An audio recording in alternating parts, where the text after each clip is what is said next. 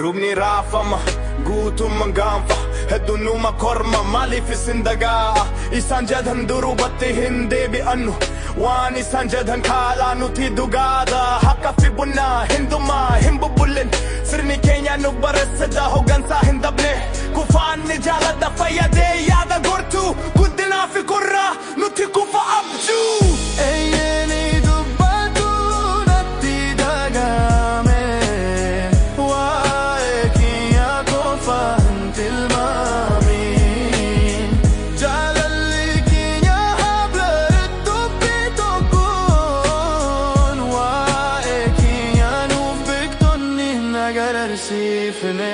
Kayo ang Kenya akka mulata yaa kabajaasa alammi tokko tokko nu gaddi qabate nu aangoo uumaan hojii kutaa bilisummaa yaada lafa hin qabu qalleessatti yahuu funduratti dhuguma olaantummaan yaada keenyatti faayidaa guutuu nufi argisiisa tilmaamuun qofti hin tilmaamiin beebe barnoota isiini nuti dhaabattee yaadne.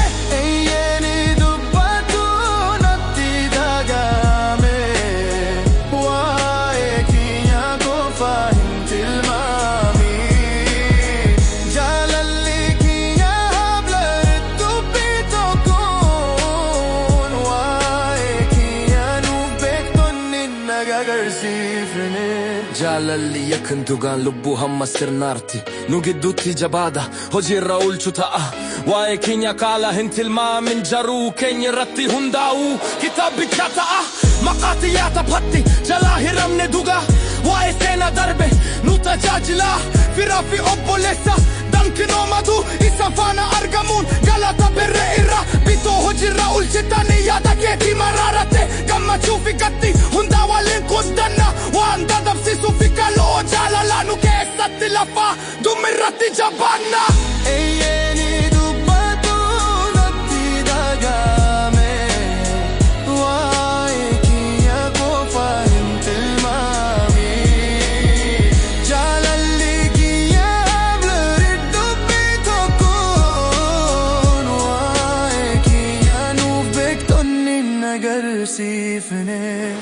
Waa'ee kiyya kaalaan tilmaameen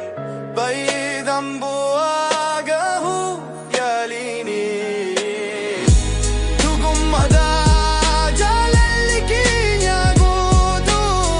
waa'ee kiyya qofaa hin tilmaamin.